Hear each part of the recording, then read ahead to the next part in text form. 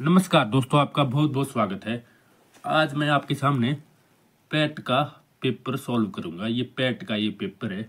आपको पता है जो पैट का एग्ज़ाम है 2024 का, यानी पोलटेक का, तो ये 19 मई को होगा। तो उसके लिए आपकी तैयारी स्टार्ट हो गई होगी, तो आपने अच्छे से तैयारी करनी है। तो इसके लिए आपको ये क्वेश्चन पेपर हेल्पफुल रहेगा, जो कि जो इसका बोर्ड है, टेक्निकल बोर्ड जो है धर्मशाला में, उनके द्वारा ये पेपर साइट पे डाला गया है।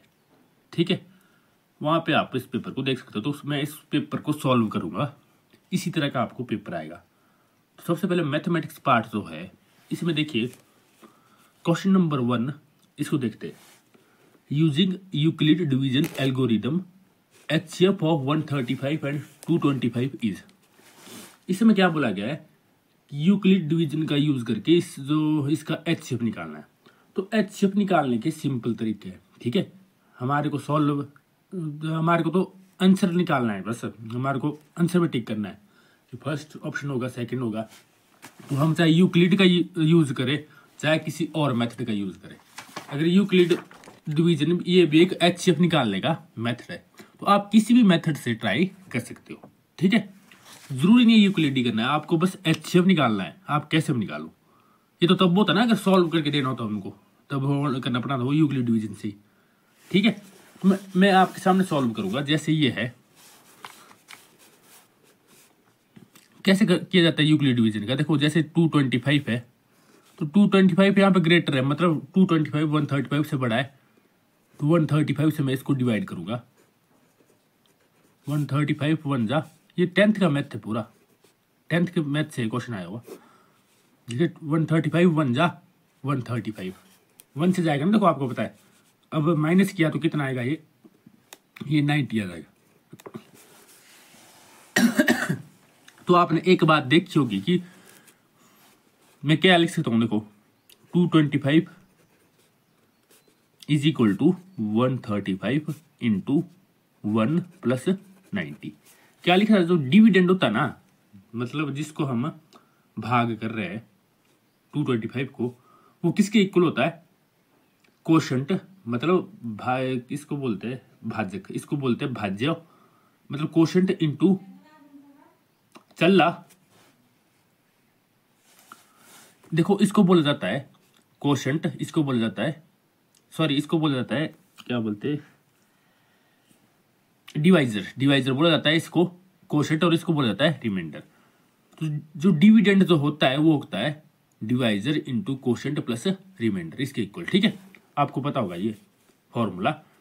तो अब देखिए यहाँ पे ये है 90, ये है 135। अब 90 और 35, अब 90 से मैंने डिवाइड करना है 135 को। ठीक है, तो मैं डिवाइड करूंगा 135 को, करूंगा डिवाइड किससे, 90 से। तो यूक्लिड डिवीजन में यही किया जाता है कि हम HCF डिवाइड के थ्रू निकालते हैं, डिवाइड करते रहते हैं इसमें। अब 135 को मैं डिवाइड करूंगा 90 से, 91 जा 90 आ जा। ठीक है, तो कितना बचा 45। अब क्या आ रहा है मेरे पास, 135 is equal to 90 into 1 plus 45। देखो मैंने 90 से किया था ना 135 को, मैं 45 से करूंगा 90 को। देखो आप देख सकते हो 10th की बुक आप देख सकते हो, उसमें है ये फर्स्ट एक्सरसाइज में 45 2 जा 90। तो कितना आया, देखो अब रिमाइंडर है जो 0 आ गया है, शेषफल आपका 0 आ गया है। तो क्या लिखूंगा मैं इसको, 90 is equal to 45 into 2 plus 0।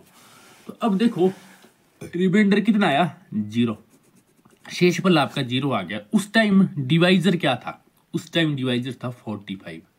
ठीक है, ये होता है डिवाइजर। जिस टाइम रिमाइंडर 0 आए, उस टाइम जो डिवाइजर होता है वही क्या होता है, HCF, वही HCF होता है। ठीक है, तो ये जो यूक्लिड डिवीजन द्वारा HCF निकाला जाता है, ये तरीका है एक। तो HCF तो बहुत जल्दी निकल जाना था, इसमें 1 मिनट में लगना था। दूसरे तरीके से आपने तो अगर पेपर में आया तो आपने दूसरे तरीके से निकालना, मैं बस आपको तरीका बता रहा था ये। ठीक है, क्योंकि यूक्लिड से बोला है, पर जरूरी नहीं यूक्लिड से निकालना है। तो ये HCF निकालना आसान है, आप देख सकते हो 10th की बुक में 45 इसका आंसर है। वहीं से बेटा क्वेश्चन भी लिया हुआ है, तो आप 10th की मैथ की बुक पढ़िए, आपका पेपर निकल जाएगा आराम से, उसकी तैयारी कीजिए। तो ये था फर्स्ट क्वेश्चन। तो यहाँ पे ऑप्शन भी है 45, ये हो जाएगा इसका 45। नेक्स्ट है if HCF of 306 and 657 is 9 then LCM of 306 and 57 is, ये निकालना है हमारे को। यहाँ पे HCF दिया है 306 और 657 का 9 दिया है, हमारे को LCM निकालना है। तो यहाँ पे देखो 306 है और 657 है। वैसे आप इनका HCF और LCM निकाल सकते हो, जो आपको तरीका है 6th क्लास में इस तरीका सिखाया जाता है, वो आप वहां पे देख सकते हो। पर जो 10th में आपको बात बताई जाती है कि जो 2 नंबर का जो HCF और LCM होता है वो उन दोनों नंबर के प्रोडक्ट के भी इक्वल होता है। जैसे मान लो ये है 5 एंड 10 है, ठीक है। इनका प्रोडक्ट कितना होगा, मतलब इनको मल्टीप्लाई करके कितना आएगा, 5 × 10 कितना आएगा, 50 आएगा ना, इज इक्वल टू, और इनका जो HCF और LCM है वो भी 50 आएगा। ये होता है हर क्वेश्चन में, किसी 2 नंबर का HCF और LCM उन दोनों नंबर के प्रोडक्ट के भी, मतलब मल्टीप्लाई के भी इक्वल होता है। तो यहाँ पे क्या है, देखो 10 और 5 का LCM कितना है, 10 और 5 का LCM कितना होगा, 10 और 5 का LCM जो है वो है 10, और इनका HCF कितना है दोनों का, HCF दोनों का 5 है, ठीक है। तो देखो 5 × 10 50, ये भी यहाँ पे 50, मतलब ये दोनों का जो प्रोडक्ट आता है वो उसके HCF और LCM के मल्टीप्लाई के बराबर आता है। तो ये फॉर्मूला होता है, ठीक है। तो 306 HCF × LCM is equal to 306 × 657, ये इक्वल होते हैं। तो LCM मेरे को दिया है, देखो मैं निकाल सकता हूँ दोनों का अलग से, इन्होंने पूछा ना HCF पर मैंने इस फॉर्मूले से करना है। तो LCM कितना दिया है मेरे को, LCM गिवन है कितना, HCF गिवन है 9, तो HCF की जगह मैं कितना रखूंगा, 9 रखूंगा, ठीक है, into LCM is equal to 306 × 657। तो यहां से मैंने LCM की वैल्यू निकालनी है, तो 9 चला जाएगा परे, 306 × 657 डिवाइड बाय 9। तो आप मल्टीप्लाई कर भी कर सकते हो इसको, फिर डिवाइड कर सकते हो 9 से। इससे अच्छा है कि आप इनको कट कर लीजिए, तो ये कट भी जाएंगे तो थोड़ा आसान होगा मल्टीप्लाई के लिए। 9 1 जा 9 3 जा 27, 3 बचता है 36 बना, तो 9 4 जा 36। तो 657 × 34 मल्टीप्लाई करना पड़ेगा, वो आ जाएगा हमारा LCM, ठीक है। तो 634 × 657 जब मल्टीप्लाई करेंगे तो ये आ जाएगा आंसर, ये वाला, ठीक है। बाकी तो छोटे आंसर दिए हुए, तो यही आएगा इसमें 22,338। अब क्वेश्चन नंबर 3 है √3 is a rational number, irrational number, prime number, none of this. अब √3 जो है बेटा ये है इरेशनल नंबर, अपरिमेय संख्या है।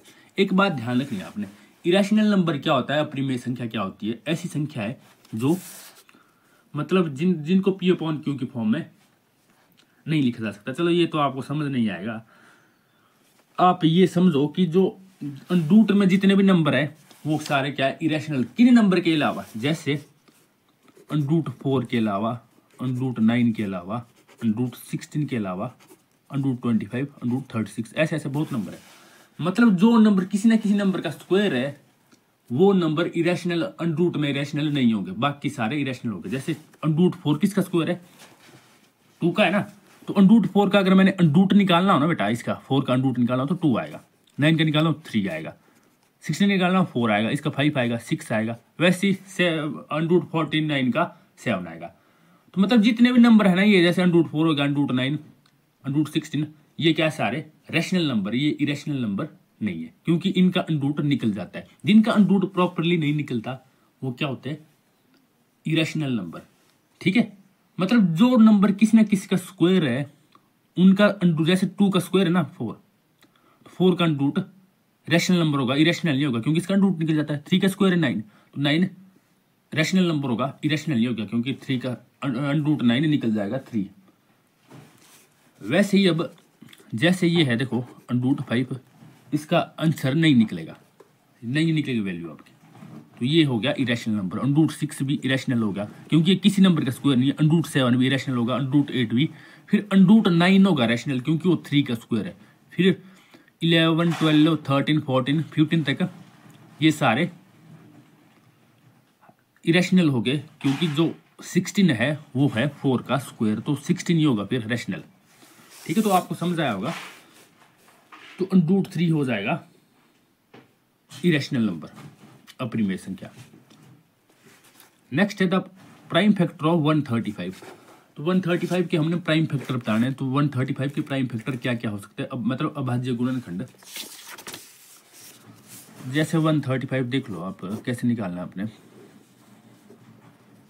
तो सबसे पहले तो आपको प्राइम अभाज्य संख्या का पता होना चाहिए, मतलब प्राइम नंबर का पता होना चाहिए। प्राइम नंबर क्या होते हैं, जो अपन खुद के टेबल में आए और बस 1 के टेबल में आए, प्राइम नंबर है अभाज्य संख्या। जैसे 2 है, 3 है, 5 है, 7 है, 11 है, 13 है, ये सारी प्राइम नंबर, प्राइम ये देखो 2, 3, 5, 7, 11, 13, 17 ये सारे प्राइम नंबर है क्योंकि ये किसी के भी पहाड़े में, किसी के भी टेबल में नहीं आते। ठीक है, तो उन्हीं नंबर से आप कर सकते हो। जैसे 5 है ना यहाँ पे लास्ट में, तो आप 5 से कर सकते हो, 5 के टेबल में आ जाएगा।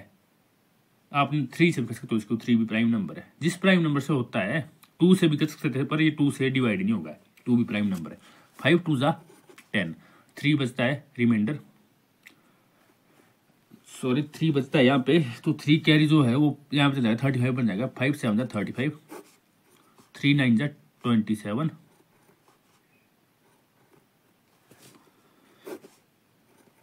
3 3 जा 9, 3 1 जा 3। ठीक है, तो ये आ गया। तो अब देखो कौन कौन सा आ रहा है इसके अभाज्य गुणनखंड। एक 5 आ रहा है, एक 3 आ रहा है, बाकी कोई नहीं आ रहा है। 5 और 3 के अलावा कोई नहीं आ रहा है। तो यहाँ पे देखिए ऑप्शन है 3 और 5, ये हो जाएगा इसका आंसर। अब zeros of quadratic polynomial x² + 7x + 10r। अब द्विघात बहुपद के शून्यक है, शून्यक निकालने हमारे को। शून्य जो होते हैं इसके मतलब वैल्यू जो आती है, तो आपने क्वाड्रेटिक इक्वेशन 10th क्लास में सॉल्व की होगी, उसमें जो x की वैल्यू आती है वो 2 वैल्यू आती है, तो वो दोनों वैल्यू बतानी है हमने। तो इसको सॉल्व करना है, आप कैसे भी सॉल्व करो इसको। देखो x², ये जो आपका क्वेश्चन है ये है क्वाड्रेटिक इक्वेशन को सॉल्व करना भी आपको सीखना पड़ेगा, नहीं आती तो सीखो। देखो ये 12 ये है। अब कई तरीके से होती है सॉल्व, एक क्वाड्रेटिक फॉर्मूले से भी होती है और फैक्टराइजेशन से भी होती है। क्लास 9th और 10th की बुक आप पकड़िए, वहां पे आपको पता लग जाएगा। तो इसमें देखिए क्या करना है मेरे को, फैक्टराइज करने के लिए क्या किया जाता है, फैक्टराइज मेथड से अगर करना है, देखना पड़ेगा फैक्टराइज से होगा भी है कि नहीं होगा। हो जाएगा फैक्टराइज से। जैसे 10 × 1 कितना होता है 10, ये लिया जाता है और x² का कोएफिशिएंट लिया जाता है। मतलब x² के साथ क्या मल्टीप्लाई हो रहा है, यहाँ पे कुछ नहीं हो रहा, तो मतलब 1 हो रहा है। तो 10 × 1 कितना हुआ, तो पेन ले लेता हूँ मैं दूसरा।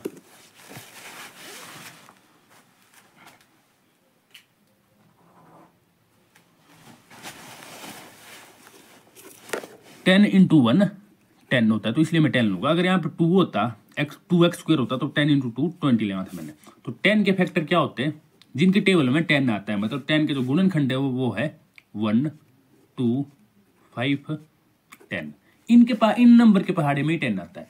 तो इन चारों में से मैंने चूज करना है जिनको मल्टीप्लाई करके कितना आना चाहिए 10 आना चाहिए और प्लस या माइनस करके 7 आना चाहिए। तो ऐसे कौन से नंबर हो सकते हैं, इनमें से आप देख सकते हो ऐसे 2 नंबर आएंगे बीच में। तो कौन कौन से होंगे वो 5x और 2x। 5 2 = 10, 5 + 2 7। तो ये ले लो आप प्लस 5x। आप 5x + 2x है, ऐसे भी 5x पहले भी लिख सकते। ये आसान क्वेश्चन है। अगर माइनस वाला होता तब आपको प्रॉब्लम होती थोड़ी क्वाड्रेटिक इक्वेशन को सॉल्व करने में। तो इसमें x से कॉमन, अंदर बचता है x + 2। यहाँ पे 5 है कॉमन। अब कॉमन निकालते हैं बेटा, कॉमन का मतलब है जो दोनों में, देखो इसमें भी x, इसमें भी, इसमें एक x आया बाहर, तो अंदर बचा एक x। ठीक है, बच गया ना, कोई 2x थे, x² था ना, वैसे 2 आया बाहर, सॉरी x आया बाहर, तो यहाँ पे बच गया 2। यहाँ पे क्या कॉमन है दोनों में, यहाँ पे x कॉमन है, यहाँ पे 5 कॉमन है, 5 यहाँ पे बच गया x, यहाँ पे क्या बच गया 2। तो कोई एक्चुअल में जो 10 है वो है 5 × 2 से बनता है 10, तो 5 आया कॉमन, अंदर कितना बच गया 2। तो x + 5 × x + 2 ये आ जाएगा, मतलब ये आया इसके, ये वैल्यू है, ये फाइनल आंसर नहीं आया, ये तो फैक्टर है। तो देखो अब x ये किसके इक्वल होता है, सारा ये 0 के इक्वल होता है। x + 5 भी 0 के इक्वल है, x + 2 भी 0 के इक्वल है, तो x आ जाएगा -5 और x आ जाएगा -2। ये 5 0 की साइड जाएगा ना, अलग अलग बेटा, ये 0 के इक्वल है, तो ये -5 हो जाएगा, ये भी -2 हो जाएगा। देखते हैं इसमें ऑप्शन है कि नहीं। यहाँ पे ऑप्शन है -5 और -2। नेक्स्ट है the quadratic polynomial whose root are -3